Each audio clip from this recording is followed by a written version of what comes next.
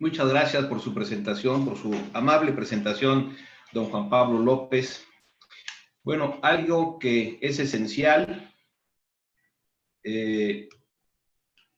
los agradecimientos, antes de comenzar con mi intervención.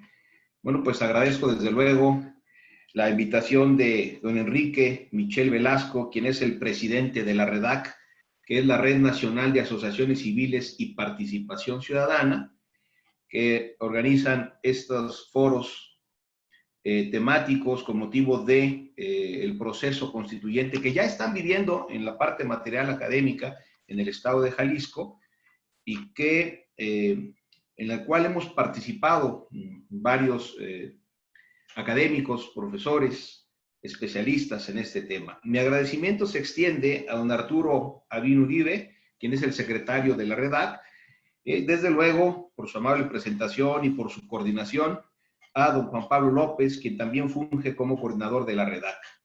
No puedo omitir en esta nota de agradecimientos mencionar a mi querido amigo, un gran jurista, un reconocido profesor, abogado y desde luego académico, como lo es el doctor José Jesús Covarrubias Dueñas, quien ha participado también en estos foros y quien, por su gentileza e intervención, tuvimos la oportunidad de participar hace algunos meses por primera vez en estos foros y agradezco que en una segunda oportunidad siga participando en estos foros, en estas reuniones científicas, académicas y que todos esperemos sean en beneficio, redunden en beneficio de este proceso constituyente que están experimentando los compañeros mexicanos del vecino estado de Jalisco.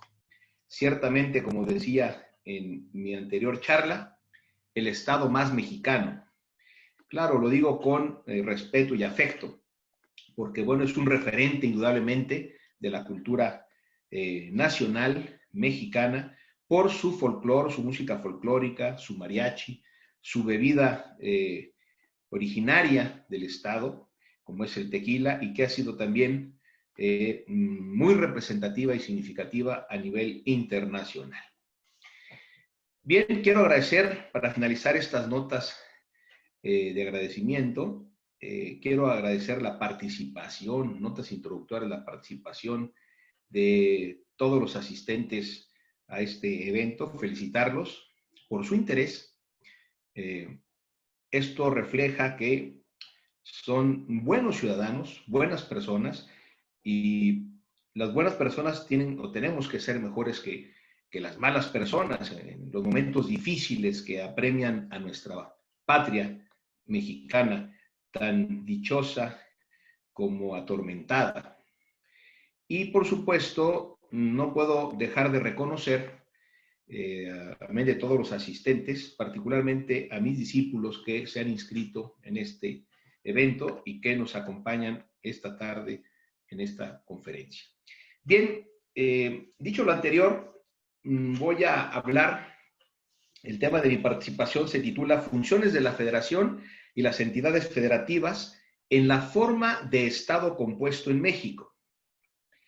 Esto indudablemente me obliga a iniciar un recorrido de corte histórico para explicar cómo surge la forma de Estado federal. Y digo forma de Estado porque para hablar de la teoría política, específicamente de la teoría de las formas políticas, que arroja una pentaclasificación, es decir, hay 5 conceptos que maneja la teoría de las formas políticas o morfología política, dentro de los que se encuentra precisamente la forma de Estado federal, que es una forma de Estado compuesto.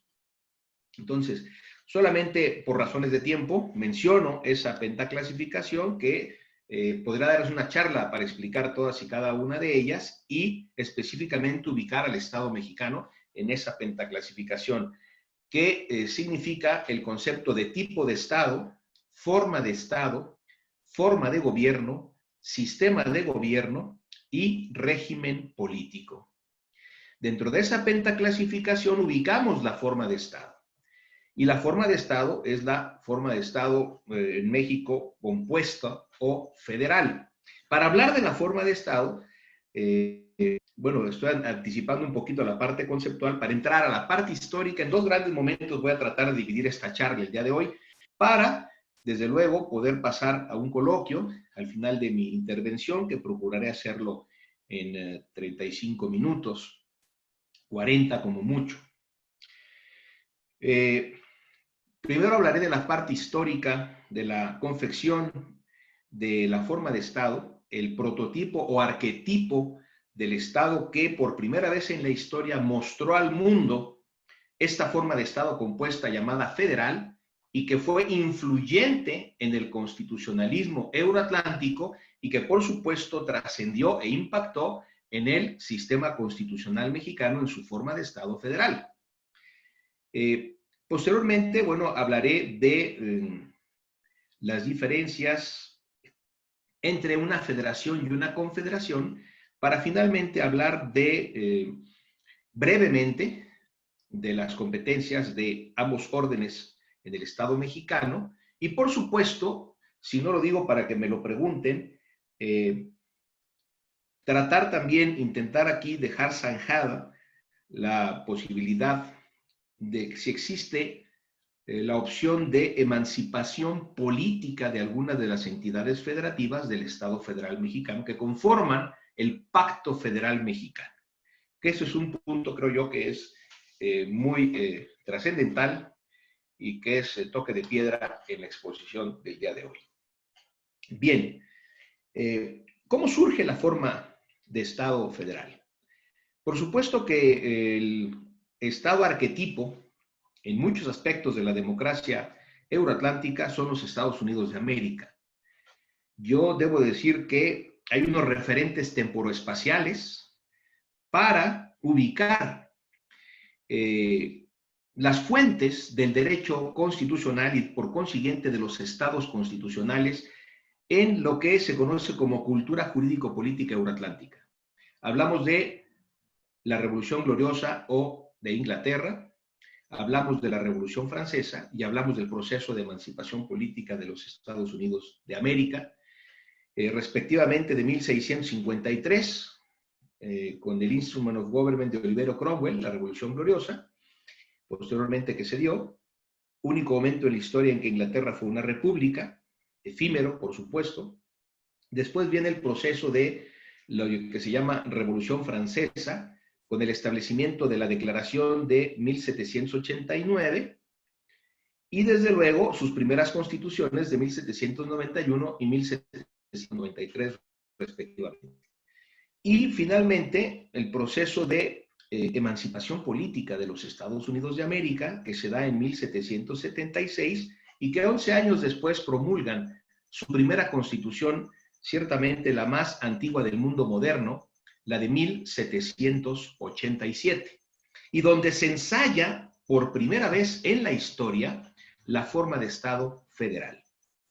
Esto es muy importante decirlo porque, como ustedes pueden apreciar, es un gran referente la cultura jurídico-política de los Estados Unidos de América, que cuentan con una constitución bicentenaria y que han podido transitar sin traumas de un congressional government, el órgano político en boga por excelencia en ese ensayo democrático era el Congreso, mediante una democracia de corte representativa.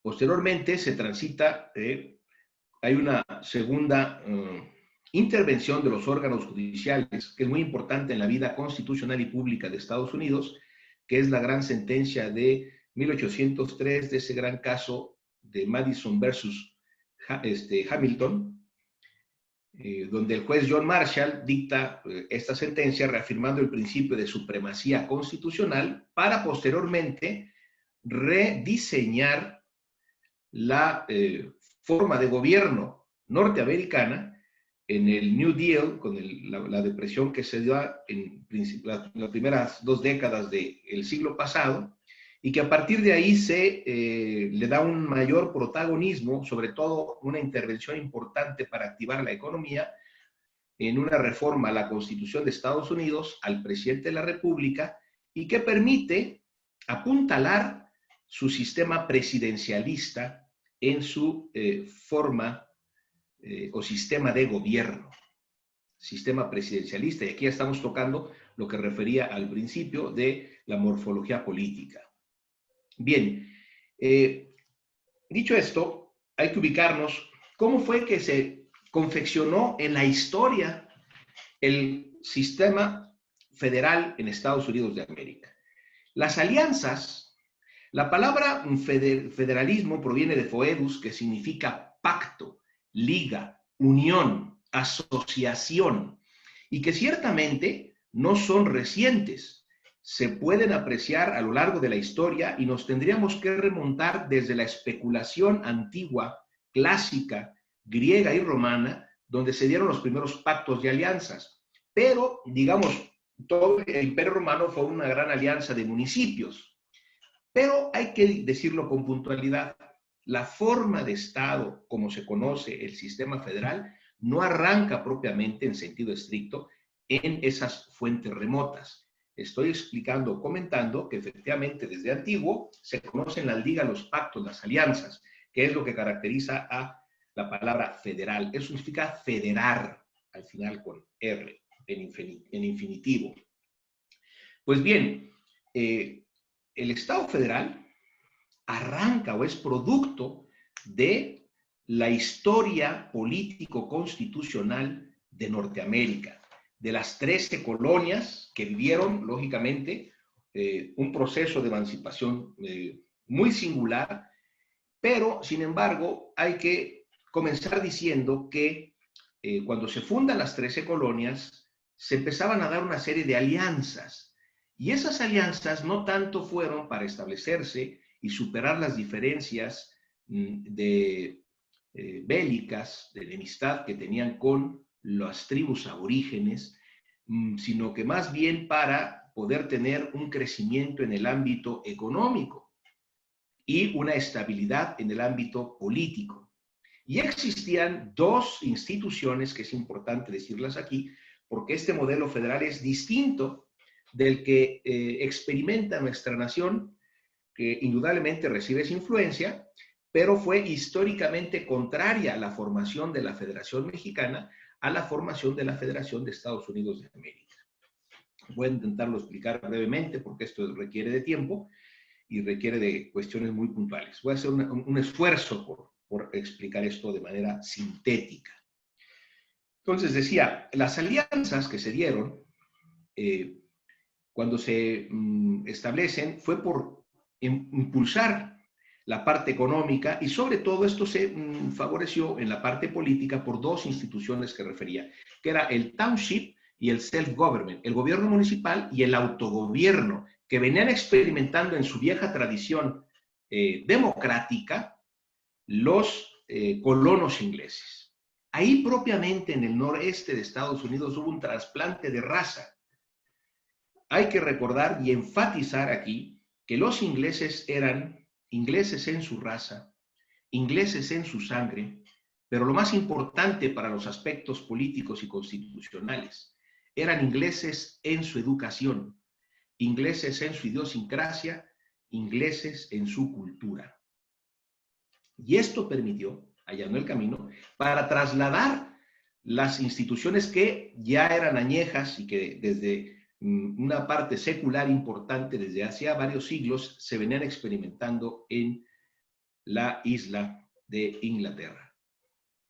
Pues bien, y fíjense lo importante, cuando se logran emancipar, para ser breve, solamente referiré que entre las causas principales que se dieron fue precisamente unas diferencias de carácter económico con la metrópoli, porque los ingleses no tenían ninguna representación en el Parlamento inglés, ni tampoco voz para escuchar sus exigencias, sus demandas, sus necesidades. Y entonces esto significó, digamos, un tropiezo por parte de la corona inglesa que coadyuvó para generar un clima, un movimiento emancipador de las colonias de ultramar de la metrópoli. Entonces, cuando esto se da, el acicate principal fue derivado por cuestiones económicas, una serie de impuestos altísimos que exigía la corona para su mantenimiento, para sus necesidades, el Stamp Act, que era el impuesto del timbre, el impuesto del té, entre otros impuestos, fueron, digamos, muy trascendentales para llevar a cabo una guerra, que finalmente fue una guerra civil, una guerra fratricida, de ingleses establecidos en el norte de América contra ingleses de el otro lado del Atlántico. Logran emanciparse y cuando esto se da, inmediatamente surgieron las posibilidades de vertebrar, de articular su nueva condición política independiente y, por supuesto, soberana. Y esto es muy importante decirlo, porque en el Estado mexicano todavía muchas de las constituciones políticas de las entidades federativas, el epígrafe, el nombre de las constituciones, refieren, por ejemplo, no sé si es el caso de la de Jalisco, no lo recuerdo, pero sí la de San Luis Potosí, y no así la de Aguascalientes, que son las que tengo presentes, donde dicen que constitución política del Estado libre y soberano, si fuera el caso, me parece que es así, de Jalisco, y mantienen el concepto de soberanía. Esto también exige una explicación y un comentario en un Estado federal, porque en un Estado federal no hay coexistencia de soberanías. No puede haber dualidad de soberanías. La soberanía, dentro del propio concepto, sus características es única, indivisible, inalienable, imprescriptible. Y por consiguiente no podemos hablar de cosoberanía. Se romperían las características esenciales, el edificio epistemológico que permite identificar cuáles son esas características que le son suyas al concepto de superomnia o soberanía, que significa por encima de todo o por sobre todo. Estos son los antecedentes, digamos, las palabras etimológicas del concepto de soberanía. Pero decía, quiero terminar con esta parte de los Estados Unidos, decía que cuando se emancipan, se empiezan a dar una serie de alianzas y quieren establecer su nueva condición política, las 13 colonias. Y finalmente se dieron alianzas que se llamaran confederación. La confederación es el antecedente histórico de la federación. Estas alianzas que se dieron propusieron un congreso al cual nombraron delegados por cada uno de los estados que recién habían cobrado su emancipación política, pero que finalmente no tenía un peso específico, un mando político o fuerza jurídica y material, efectivos del ejército, recursos económicos, marco normativo, para exigir las determinaciones acordadas por los delegados en el órgano confederado. Y entonces no pudieron, lógicamente, prosperar en esa medida.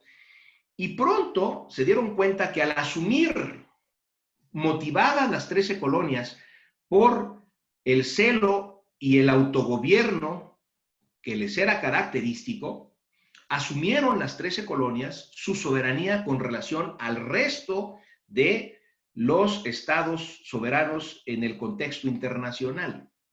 Pero pronto advirtieron que, como eran estados pequeños, pequeños en dimensión territorial y sobre todo pequeños en población, quedarían fácilmente vulnerables ante las nuevas pretensiones de dominio de las potencias extranjeras. Es decir, que la metrópoli pudiera nuevamente conquistarlas, nuevamente colonizarlas, o algunas otras potencias que a la sazón seguían siendo fuertes, como el caso de España a finales del siglo XVIII y desde luego Portugal. Holanda emergía también, había este tipo de Francia, era un país que también tenía ciertas pretensiones al otro lado del Atlántico. Entonces, cuando advierten esta situación, replantean, reformulan la estructura. Y se dieron dos planes, el plan de Virginia y el plan de New Jersey. Quisieron establecer, reformular el pacto con una doble cámara. Y esto se da precisamente en los trabajos constituyentes de la Constitución que 11 años después de haber sido obtenida la independencia, la emancipación política, el 4 de julio de 1776, que es el día en que se emancipa políticamente Estados Unidos, que su nombre inclusive obedece a su realidad histórico-política. Si analizamos y observamos el epígrafe de su Constitución, y también el nombre oficial constitucional del Estado norteamericano, de la primera es Constitución Política de los Estados Unidos de América, que bien pudo haber sido Estados Federados de América. Y el nombre del país, del Estado soberano, es Estados Unidos de América. Pues ese nombre y esa forma de Estado, y como dice el maestro Emilio Rabasa, México experimentó, optó por la forma de gobierno más compleja, más difícil de todas las que existen, rompiendo con su tradición histórica. Pero esto lo diré cuando hable brevemente de la parte mexicana. Quiero terminar con la parte norteamericana. Entonces, los norteamericanos emergen a la vida constitucional cuando reformulan su pacto, su unión, su federación, mediante estos dos planes, el de Virginia y el de New Jersey, porque ellos querían que hubiera igual número de paridad con el número de estados. Y los estados más grandes decían no, porque no es posible que tengamos representantes en el Congreso y que se legisle con igual número de representantes de aquellos estados más pequeños en población que los estados con mayor número de habitantes. Y entonces hubo una transacción para decir, la respuesta se da en el plan de Connecticut. Y Connecticut propone un Congreso con dos cámaras. Una representación paritaria por parte del Senado, que en igual número de representantes de las entidades federativas de los Estados miembros van al Congreso Federal, y otra que designe diputados al Congreso de los Diputados por determinado número de habitantes, independientemente de los que tenga cada colonia. Y si una colonia tiene mayor densidad poblacional, podrá tener mayor número de diputados en el Congreso bicameral, con dos cámaras. Y así surge históricamente el Estado federal norteamericano. Debo decir que este experimento, este ensayo político, fue producto de la realidad histórica. ¿Por qué? Porque lo que ensayaron en su vida política, en su praxis sociopolítica, lo detallaron en la teoría y en las normas e instituciones confeccionadas en su ley fundamental. Ellos experimentaban en la colonia un autogobierno, el gobierno de Rhode Island, de Virginia, de las Carolinas, no intervenían recíprocamente, se respetaban e inclusive eran celosas, competían en el desarrollo económico. Y eso permitió darles esa fortaleza, esa soberanía, esa superomnia, cuando por primera vez asumen su independencia con relación a la metrópoli. Cuando se establece la Constitución, hay una reordenación del pacto y, lógicamente, hay una transición de la confederación, porque la confederación era una liga, era un pacto, era una alianza que los estados asociados mantenían su soberanía. Y el instrumento jurídico que vertebraba, a pesar de que les llamaban Constitución Federal o Confederación, pues lógicamente tenía la naturaleza de un tratado internacional, porque los Estados miembros mantenían su soberanía. Cuando se reformula el pacto y los Estados asociados crean una Constitución que los aglutina, que los une, que los liga, se crea concomitantemente un Estado superior también con características estatales. Y esa soberanía se delega en el nuevo Estado naciente, que podemos llamarle Estado común o superestado, los Estados Unidos de América. Entonces, fíjense cómo esta parte es muy importante decirlo, cómo asumen este pacto los estados que ya tenían su soberanía ganada y que tenían sus prácticas autónomas, independientes entre sí, y entonces logran establecer en la Constitución este tipo de funciones para delegar y darle fuerza a los órganos de la Federación que se integraban de manera paritaria con senadores de cada una de las entidades federativas asociadas y de manera proporcional al número de habitantes, los diputados en este órgano legislativo bicameral, 2 cámaras. Y lograron darle una fuerza suficiente, dotarlo de elementos y herramientas institucionales y normativas, materiales, económicas, efectivos del ejército, establecidos en la Constitución. ¿Cómo se establece el reparto de competencias de un Estado federal? Bueno, hay 3 formas principalmente, o 3 fórmulas. Y esas se establecen en la Constitución. Podemos hablar de 3 fórmulas y podemos hablar, digamos, de modelos del federalismo, que no los voy a desarrollar porque no da tiempo, pero los enuncio.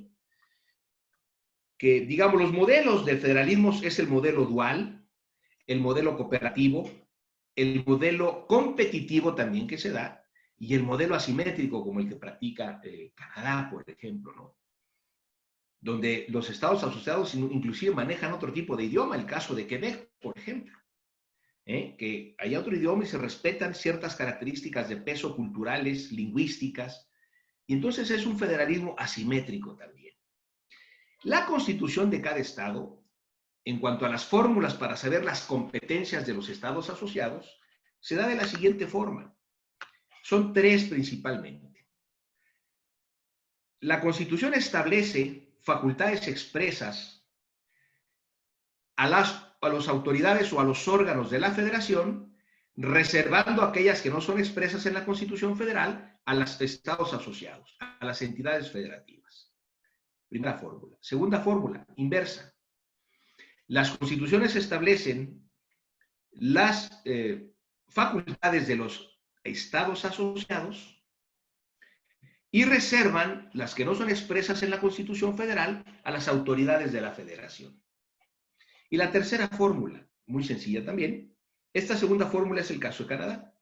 La tercera fórmula, los estados, en la Constitución se establece ambos repartos de competencias. Competencias a las autoridades de la Federación y competencias a las autoridades de las entidades federativas o a los estados. En el caso de nosotros, la influencia fue contundente y el artículo 124 de nuestra Carta Magna vigente establece la fórmula que la doctrina llama criterio residual y que dice: las facultades que no estén expresamente conferidas a los funcionarios de la Federación se entienden reservadas a los estados. ¿Por qué criterio residual? Bueno, lo que no es establecido ahí, todo lo restante le queda a las entidades federativas. Y todo esto está regulado en distintos dispositivos. El artículo 40, el artículo 41, y particular y específicamente la Constitución habla en el artículo, a partir del artículo 115, y si mi memoria no me falla, es el título 5 de la Constitución, cuando habla de los estados de la Federación. A partir del artículo 115, sobre todo primer párrafo, porque el resto del párrafo habla de el municipio. Y hasta el 121 habla de facultades, sobre todo el 116 establece bases constitucionales de organización de los poderes de las entidades federativas, el 116. Y luego el 17, el 18, el 19, el 20 y el 21. Prohibiciones, los estados no pueden hacer esto, celebrar alianzas entre sí, etcétera, etcétera. Emitir papel moneda, legislar sobre... y luego también tendríamos que hablar de facultades concurrentes, ¿no? O coincidentes, como algunos llaman. Pero bueno, enuncio brevemente esas facultades. Si ustedes se fijan, hemos comentado que la Constitución maneja el criterio residual establecido en el 124.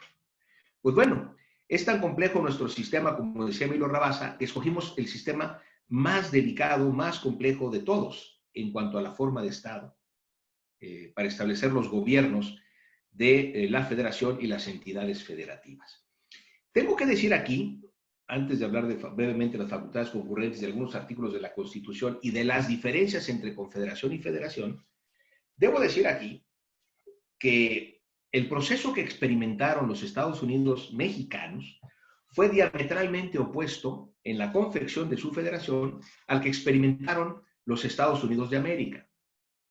Hemos dicho que provenían de 13 colonias principales, que se emanciparon políticamente, que practicaban el self-government, el township, que lograron perfeccionar la unión a través de la Constitución Federal de 1787, que es paradigmática, es una constitución paradigmática en el mundo moderno y contemporáneo, y que lógicamente experimentó un proceso de formación histórica, política, social, que plasmaron en el texto constitucional.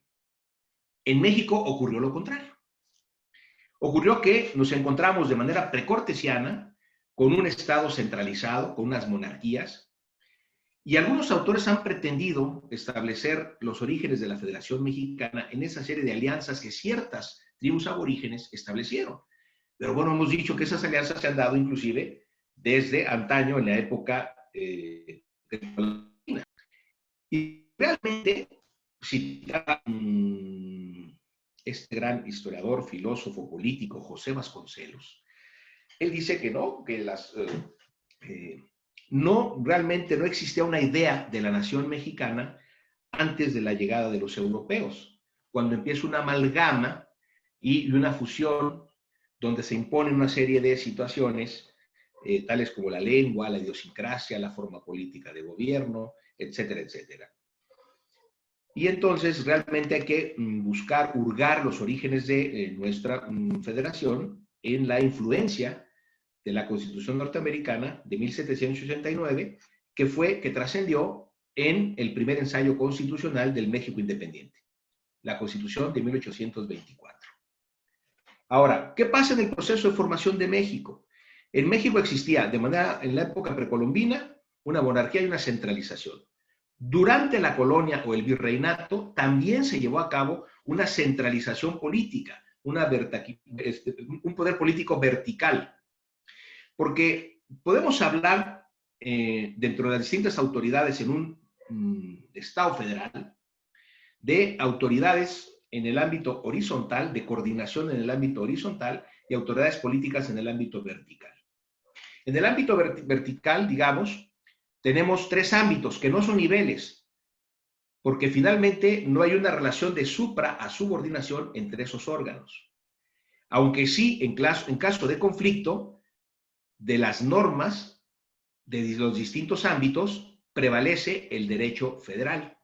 Y entonces en el ámbito vertical tenemos la federación, luego los estados y posteriormente los municipios. En el ámbito horizontal concurren ya a nivel federal, Ejecutivo de la Unión, Legislativo de la Federación y Poder Judicial Federal. En el ámbito de las entidades federativas tenemos al gobernador del estado o Poder Ejecutivo del estado. En el ámbito horizontal, el poder legislativo unicameral, que se ensayó una parte histórica en la segunda mitad del siglo XIX, con la Constitución de 1857, los estados curiosamente tenían dos cámaras. Y lo único que hacían era entorpecer más el proceso legislativo.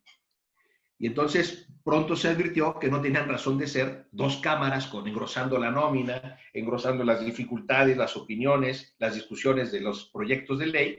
Y entonces rápidamente fue un ensayo que no encontró campo fértil en el constitucionalismo mexicano. Se quedaron unicamerales las entidades federativas. Y entonces el otro es el Poder Judicial de los estados. Si ustedes se fijan, son distintos los ámbitos. Ahora, en el caso de México, dice el maestro Tena Ramírez, ministro de la Suprema Corte de Justicia, nuestro sistema federal se hizo en un escritorio. O sea, México partió del supuesto, es la palabra literal que emplea el tratadista y exministro de la Corte, de que existían o de que había estados preexistentes y que se sumaron conformando un nuevo estado. Y esto lo digo yo, un estado federal, un estado común o un superestado. En los Estados Unidos no. Digamos que en los Estados Unidos, de su praxis histórica, política, social, de su realidad política, plasmaron las normas e instituciones configuradoras de su convivencia a través de la Constitución. El modelo federal norteamericano es un modelo centrípeto. El modelo federal mexicano es un modelo del centro hacia la periferia, o sea, perdón, es a la inversa. Los Estados Unidos confeccionaron, los estados, perdón, si es centrípeto hacia el centro conformaron el estado. Y a la inversa, los mexicanos crearon los estados, había un gran centro político y de ahí se formaron los estados. Es una organización centrífuga, la Organización Política Federal de los Estados Unidos Mexicanos. Entonces, es un ensayo distinto, diferente. Y bueno, ha estado así. No voy a hablar porque también se dieron todo el siglo XIX una serie de luchas que se identificaron con los dos grandes grupos ideológicos que propiamente han penetrado en la historia política y constitucional de los estados occidentales, que son por un lado, y de esto se deriva de acuerdo a la posición que ocupaban en la Asamblea Francesa, los hombres de mayor avanzada, los hombres de ideas más liberales, los hombres de progreso, se ubicaban en el hemiciclo, en la parte del hemiciclo, en la parte izquierda, y por eso se les llamaba de izquierda. Y los hombres que eran más conservadores, que tenían otro tipo de pensamiento, menos, digamos, de avanzada en algunos aspectos.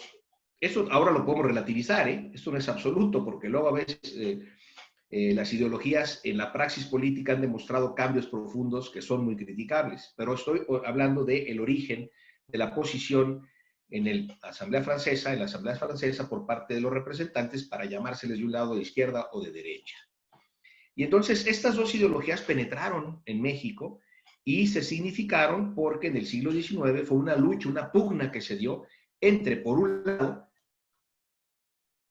centralistas, conservadores, realistas, monárquicos, y por otro lado, el otro grupo que eran los federalistas, los liberales, los que optaban por la opción descentralizada, los progresistas. Esos son los dos grandes grupos ideológicos y que a partir de los cuales se derivan todas las ideologías.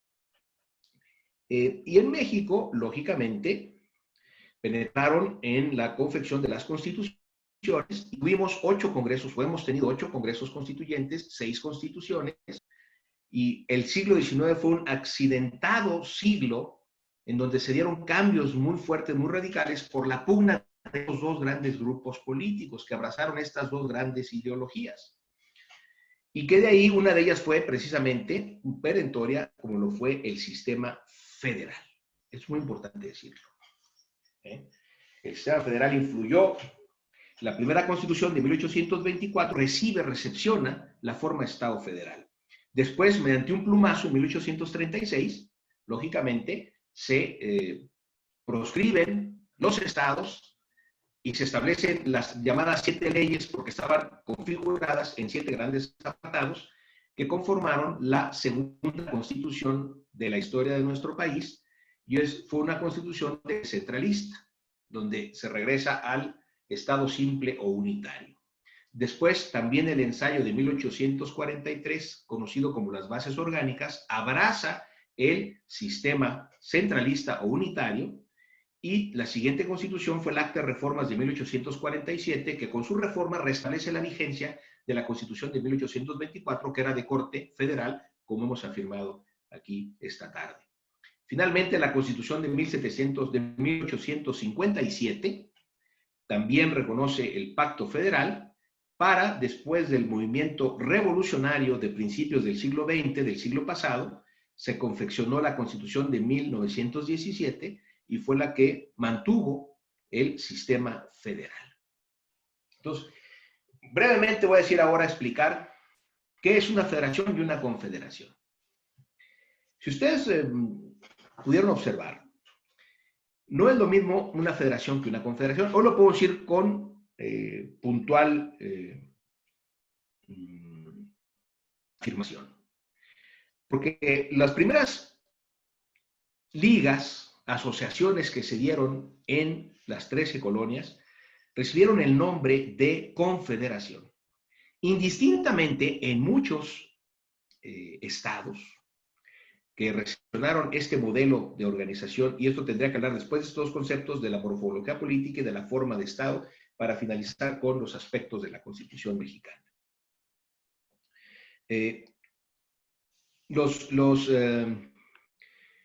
Si ustedes han observado, hemos dicho aquí que México reconoce el Estado federal y desde luego afirma esta forma de Estado descentralizado. ¿Cuál fue lo que generó en el ámbito político? Una confluencia de dos órdenes políticos y una confluencia concomitantemente de dos órganos jurídicos, de dos órdenes, perdón, jurídicos. Confluencia de órdenes políticos con autoridades de la federación y autoridades locales de los estados. Y confluencia de órdenes jurídicos, la Constitución General de la República y la Constitución Particulares de los estados. Entonces, es muy importante decir esto, porque ahí está el juego del reparto de competencias. Los estados mexicanos mantienen el resabio de soberanía, el concepto de soberanía, como un resabio del constitucionalismo norteamericano, por la primera asunción política de independencia de las 13 colonias, que en el contexto internacional, con sus pares, eran también estados soberanos. Cuando reformulan su estructura política, esa soberanía se delega en las autoridades centrales. El poder central mantiene la personalidad jurídica. Y las entidades federativas o estados asociados mantienen una reserva de facultades que en la doctrina se conoce como autonomía. Y no podemos llamarle, en estricto sentido, soberanía. Porque soberano es el Estado mexicano, la nación mexicana. Delegada esta soberanía mediante el instrumento jurídico llamada Constitución. ¿Cuáles son esas diferencias entonces entre una confederación y una federación? Son dos fenómenos políticos diferentes. Ambos son asociaciones. Hoy en día no da lugar a confusión, porque en México, por ejemplo, todavía la Constitución de San Luis Potosí de los años 60 del siglo XIX, 1860 y tantos, decía que el estado de San Luis Potosí forma parte de la Confederación Mexicana. Y esto no es así, es inexacto, aunque mantenían el primer concepto de pacto, de la liga. ¿Por qué? Porque una confederación es una asociación, indudablemente, es una fase previa, podemos decir, a la federación, como lo atestiguan lo que acabamos de decir de las 13 excolonias de Norteamérica, o también otro ejemplo muy importante son los cantones suizos, que históricamente se asociaron y que mantuvieron, primero, una unión donde podían emanciparse los cantones y después perfeccionaron su unión en una federación manteniendo el nombre primigenio. Hoy en día se llaman Confederación Helvética, pero en estricto sentido técnico no son una confederación.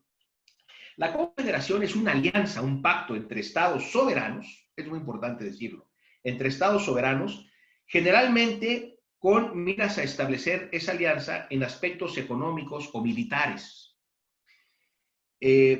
Mantiene cada estado asociado su personalidad propia en el ámbito internacional y nunca hay cesión de soberanía. El instrumento jurídico que vertebra, que articula ese pacto, se llama Tratado Internacional y cabe la posibilidad, mediante una cláusula, de establecer la escisión o separación política de Estado miembro o asociado. Entonces, si ustedes se fijan, el vínculo jurídico que los une es de corte internacional, regulado por el derecho internacional, y es un tratado. El derecho a separarse, lógicamente, se mantiene, y lo acabamos de ensayar, de ver con el famoso Brexit del Tratado de Maastricht, que aglutina a la Unión Europea. La firma de un tratado, dicho de manera concluyente, no comporta la más mínima cesión de soberanía.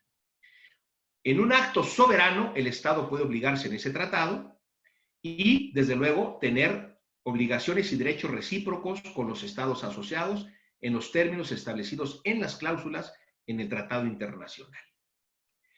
El derecho de secesión de segregación se mantiene activo. Y en otro acto soberano, el Estado apela a ese derecho de escindirse, separarse, denunciando el tratado, obligándose a cumplir el resto de las obligaciones que tiene vigentes y manteniéndose, siempre reservándose su soberanía. Por el contrario, la federación es una alianza, es un pacto, es una unión más perfecta, por supuesto, entre distintos entes. Son unidades políticas con características estatales, con un pueblo, un territorio y un gobierno, que lo cual hacen, ya vimos el ejemplo norteamericano, por eso fue importante desarrollarlo brevemente, para formar una nueva entidad política también con características estatales, que a partir de esa unión se le delega la personalidad jurídica a ese Estado naciente, a ese Estado común o a ese superestado. No cabe la posibilidad de la segregación, de la separación.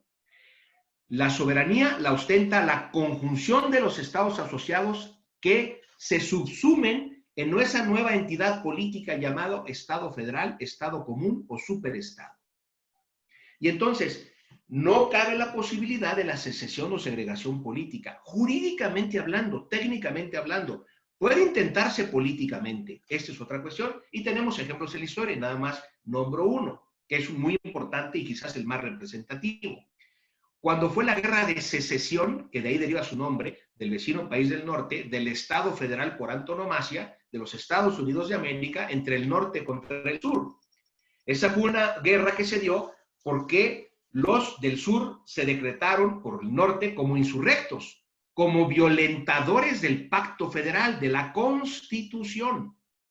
Y entonces, lógicamente, políticamente se intentó esa emancipación, pero ganaron los del norte y se mantuvo la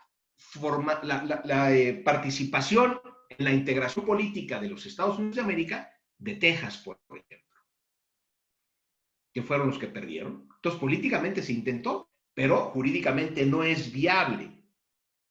Digamos que la Constitución, en consecuencia de lo dicho, obliga o ata recíprocamente al Estado federal con sus estados federados, con sus estados asociados. Y a partir de ella, el instrumento jurídico que vertebra, que articula ese pacto, esa liga, se llama Constitución política. Distinto al instrumento jurídico que articula, que vertebra, que une a la Confederación, que es un tratado internacional. Entonces, la Constitución viene ahora a ser la soberana, y si es verdad que los Estados miembros conservan una parte de actuación de facultades que son delegadas, no es menos cierto que una y otra parte tienen como límite a lo establecido en sus facultades a la ley fundamental que regula esa unión o federación entre las entidades federativas. Nuestra Constitución, ya les he dicho brevemente y creo que todavía ya me había excedido en el tiempo, pero diré dos cosas finalmente, porque hemos tenido lógicamente una serie de dificultades para entender lo que es la federación, y en otra plática habría que hablar, habría que, digamos, dar una charla, porque una de las cosas que implica la disputa, el reacomodo de las relaciones entre las entidades federativas que hoy en día estamos viendo desde el punto de vista político con la federación, es precisamente el Sistema Nacional de Coordinación Fiscal, en donde la federación y los estados han firmado convenios desde el año de 1853, si mi memoria no me falla, para limitar, digamos, las potestades tributarias en favor de la federación a cambio de obtener una participación de ingresos fiscales federales. Digamos que en la actualidad, propiamente todos los estados de la Federación Mexicana han firmado este tipo de convenios y sobre todo se han hecho con los dos impuestos más importantes, quizás, yo no soy fiscalista, pero donde hasta se me alcanza, quizás sean los más importantes, que es el impuesto sobre la renta y, desde luego, el ISR, el impuesto sobre el valor agregado, que es el IVA. Bueno, esta situación ha hecho, compañeros, que la Federación controle alrededor del 80% de los ingresos fiscales totales que se generan en el país, lo cual es indudablemente un gran indicador de dependencia financiera de los estados y de los municipios con relación al que sostiene el control de esa inmensa mayoría de los impuestos, que es la Federación. Pero esa es discusión de otra conferencia. Esto se ha establecido para tratar de nivelar, digamos, si se vale un parangón, podemos hacer un símil con los fondos de cohesión de la Unión Europea, que es otra liga, es otra unión, es otra asociación, es una confederación, el Tratado de Maastricht, para tratar de acercar a los estados más débiles políticamente, económicamente hablando, en ese ensayo político, económico y cultural que se llama Unión Europea. No sé si, bueno, no, ya lo dije, la morfología política, no dije que la forma, bueno, dentro de la forma de Estado, lo diré brevemente, si me dan un minutito y pasamos un breve coloquio. Dentro de esa clasificación de las formas políticas, tengo que comentar que la que se refiere, la que vertebra a la federación, se llama forma de Estado. El elemento a tomar en cuenta para esta clasificación de la morfología política o de la teoría de las formas políticas, el elemento que se toma en cuenta es el territorio. Y entonces, cuando un Estado se configura con un ordenamiento jurídico de corte nacional, con una autoridad política de aplicación nacional en su jurisdicción, jurisdicción, donde no hay divisiones políticas ni de descentralización política, salvo las de carácter administrativo, como las provincias, los departamentos, los municipios, entonces estamos ante una de las variantes de la forma política de Estado, que es el Estado simple o unitario. La otra gran clasificación que integra la forma de Estado es el Estado compuesto, donde hay una descentralización política y, por supuesto, también jurídica, donde hay confluencia de autoridades en un mismo ámbito territorial, en la cual confluyen las autoridades de la Federación y las autoridades de las entidades federativas. Y en ese mismo territorio donde se dice la jurisdicción, es decir, el derecho, confluyen dos órdenes jurídicos distintos, identificables, pero que son perfectamente diferentes, que es precisamente la Constitución y las constituciones particulares de los estados. La legislación federal y la legislación particular de los estados. En esta forma de Estado hay un tercer ensayo que llaman algunos autores, y no quiero, qué bueno que me acordé para que no se me escape cuando menos anunciárselos aquí en esta tarde, que es la forma de estado compuesta también regional o autonómico, que es el que ensayan las comunidades autonómicas de España y de Italia, las regiones en Italia. Pero hay diferencias sustantivas. Los estatutos de autonomía de las entidades, de las comunidades autonómicas en España son elaboradas por los órganos centrales. No tienen una constitución, sí regulan su vida política, pero son elaboradas por órganos centrales. Pero no obstante esta puntualización que acabo de hacer, hemos visto, yo he podido experimentar, conozco el modelo, porque he vivido 4 años allá, voy con cierta frecuencia en la península, y he podido advertir que existe una mayor descentralización en un Estado que tiene este tipo de limitaciones de carácter jurídico, como es el Estado autonómico español, con relación al Estado federal mexicano, pero que en la práctica política experimentan una mayor autonomía las regiones o las llamadas comunidades autónomas o autonómicas, textualmente así lo llama la Constitución española.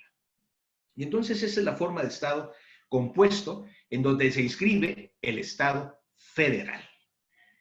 Bueno, hicimos un resumen apretado, ya nos hemos consumido la hora, he excedido del tiempo. Yo veo a todos ustedes que pacientemente han estado acompañándonos, cosa que agradezco la tolerancia. Nuevamente mi agradecimiento a los organizadores y particularmente a don Juan Pablo por su amable presentación y coordinación en esta tarde. Muchas gracias. Al contrario, doctor, muchísimas gracias por su tiempo. Sabemos de sus múltiples ocupaciones y que haya destinado un espacio para nosotros es de mucha valía.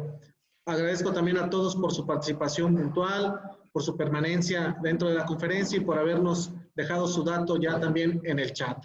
Y bueno, el chat está abierto para las posibles preguntas que pudieran tener ustedes, aunque dicho sea de paso, el doctor ha sido bastante claro, como ya nos lo decía el maestro Aarón Eufrasio Telles en el chat. Creo que ha sido muy claro el doctor. Sin embargo, también doctor Fabiola Montoya nos pregunta que si sería posible continuar con este tema en otra conferencia. Entonces, lo comprometo a reiterarle la invitación. Bueno, si hay tiempo, con mucho gusto. Ya van 2 veces que nos invitan. No quiero cansarlos, ni mucho menos, y a mí me gustaría que también invitaran. Claro que yo encantado, pero me gustaría, bueno, que escucharan también a otros académicos sobre estos temas, ¿no? Desde luego. Pero si me vuelven a invitar, con mucho gusto platicamos. Hay temas que se quedaron aquí abiertos y con mucho gusto desarrollamos estos en una siguiente oportunidad. Muchas gracias, doctor. Yo retomando el contenido de su exposición, y para el caso específico, y perdón para los que nos visitan de otro estado, pero para el caso específico de Jalisco, que pretende hacer una nueva constitución, y aunque suena lógica la pregunta, ¿sería una excelente oportunidad para un reordenamiento territorial si es que se llega a conformar esta nueva constitución? Bueno, su pregunta, un nuevo reordenamiento territorial, entendiendo, digamos, por un crecimiento o una, digamos, evolución, ampliación de los confines territoriales de lo que es ahora el territorio de Jalisco. ¿A eso se refiere la pregunta? No, más bien a reorganizar específicamente a los municipios. He sabido que, bueno, se cumple con el requisito de la población mínima, sin embargo, por cuestiones administrativas o quizás operativas, podría tenerse la oportunidad de regular un nuevo ordenamiento territorial municipal dentro de una nueva constitución, que con la actual sería algo complicado, sino que imposible. Sí, es muy interesante. Normalmente las constituciones de los estados nombran en su contenido a los municipios existentes y establecen las bases constitucionales para la creación de nuevos municipios y para la regulación de los mismos. Esto pasa, digo, guardando toda proporción y haciendo una comparación con la Constitución Federal, que nuestra Constitución nombra a los estados miembros de la Federación, que curiosamente ahora se ha incorporado desde el 2016, de 2017, la nueva Constitución de la Ciudad de México se le reputa como una entidad federativa más. Y esa es otra cuestión que también aceptaría una crítica, ¿no? Muy particular. Sin embargo, fíjense lo que son las cosas. Esta pregunta me da oportunidad para reflexionar, por ejemplo, y ahora que se está reformando la Constitución de el Estado de Jalisco, yo en la otra conferencia comenté que, en mi opinión, no se trata de una nueva Constitución, en estricto sentido o en sentido técnico. Expliqué la naturaleza del Congreso Constituyente y de poder revisor o poder de reforma constitucional. Y por varias razones, la Constitución de Jalisco es una Constitución derivada, que proviene de una originaria que es la Constitución Federal y que tiene ciertos límites. La Constitución de Jalisco no podrá en ningún caso ir más allá de las bases constitucionales establecidas en el artículo 116 de la General de la República, de la Constitución Política de los Estados Unidos Mexicanos. La Constitución de Jalisco sí podrá reformar e innovar en aquellas materias que no son reservadas a la Federación. Podrá ampliar, inclusive desarrollar de manera amplia el contenido de los derechos humanos, generar nuevos derechos humanos, porque la Constitución Federal, digamos que es un piso mínimo. Pero sin embargo, a mi juicio, sería muy discutible que se hiciera una nueva Constitución. En el sentido técnico, tanto de la operación jurídico-política, como de la oportunidad de realizar esta situación en el texto. ¿Por qué? Porque si yo me planteo y digo, bueno, que esta Constitución ya no va a reconocer al municipio como la base de la división política administrativa del Estado de Jalisco, esta nueva Constitución que se pretende darle, ¿dónde viene la palabra nueva? De latín novus, lo que no tiene ascendente, lo que no tiene estirpe. Esta nueva Constitución ya no hablará del principio orgánico de la separación de poderes confeccionándose en el legislativo, ejecutivo y judicial, con las bases que hemos dicho del 116. Esta nueva Constitución ya no hablará o reconocerá los derechos humanos que están establecidos en esa misma. Esta nueva Constitución son los organismos constitucionales autónomos. Esta nueva Constitución no establecerá el organismo protector de los derechos humanos. Si se reconocen todas estas partes o decisiones políticas fundamentales, en sentido estricto, no podríamos hablar de una nueva Constitución.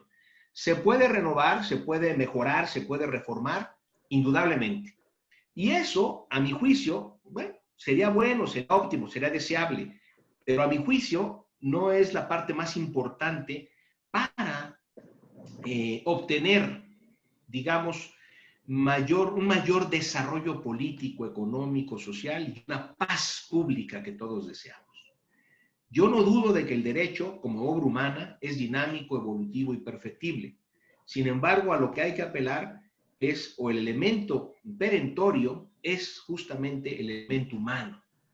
La revolución que hay que hacer es una revolución antropológica, moral, social, cultural. Cambiar la actitud para mejorar la aptitud, o cambiar las actitudes para mejorar las aptitudes, primero con C y luego con P. Y ahí está la clave. Y hago un ejercicio muy breve. La Constitución que ha sido paradigmática, que ha sido bicentenaria, que ha sido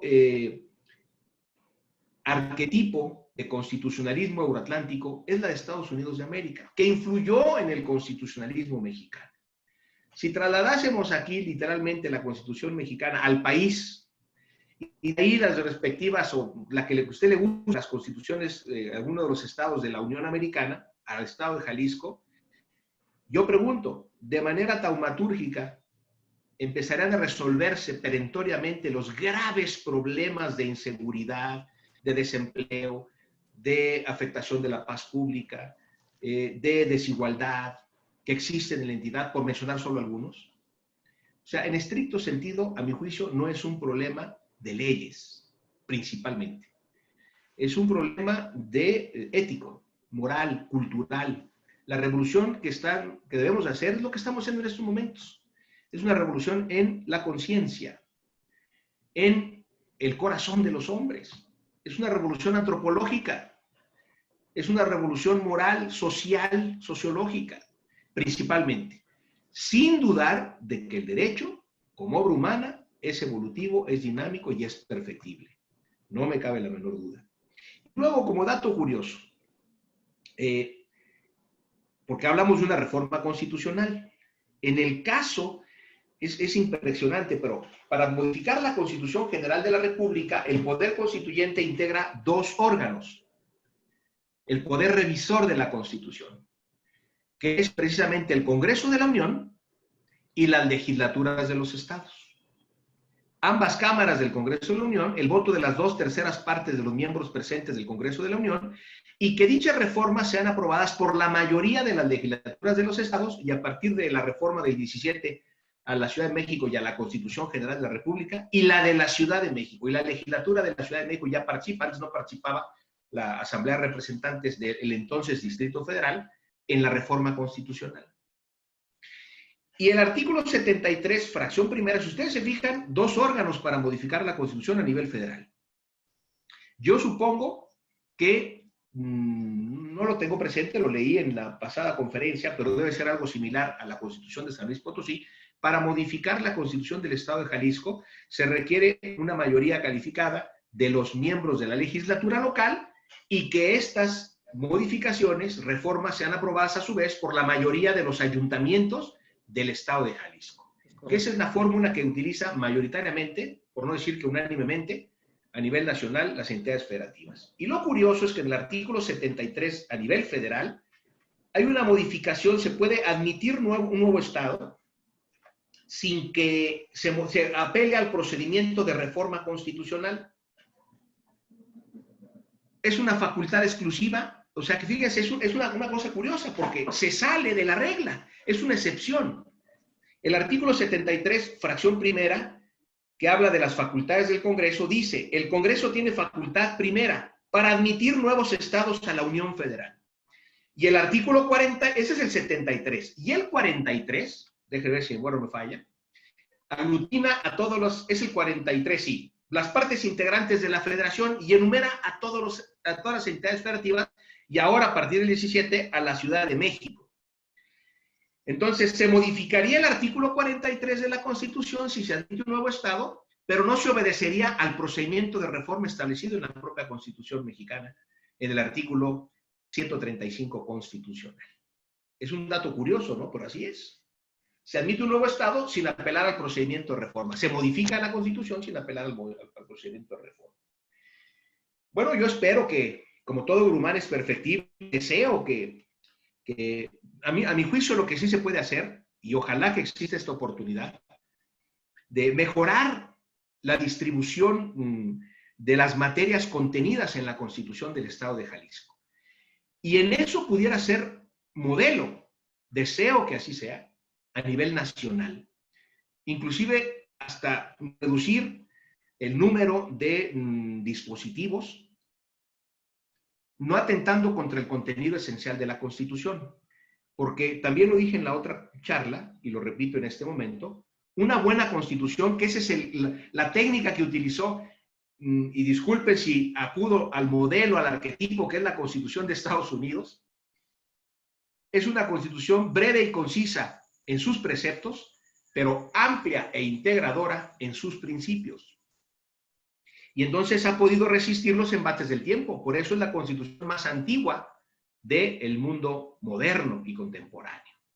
Y es paradigmática y es referencial en el constitucionalismo euroatlántico. Y entonces podrá ser la oportunidad para hacer un reacomodo de las materias, el ejercicio que está haciendo Jalisco, de depuración de las mismas, de generar algún tipo de innovación si se tiene pensado, de carácter técnico-jurídico, y en esa medida deseo y espero, así será un éxito el proceso de reforma en el que se ha incursionado a partir del año pasado con la modificación al artículo 117, agregando un 117 bis, llamándole Congreso Constituyente a esta oportunidad de modificar, de reformar, para mejorar, así espero y deseo, la Constitución política de los jaliscienses. Muchas gracias.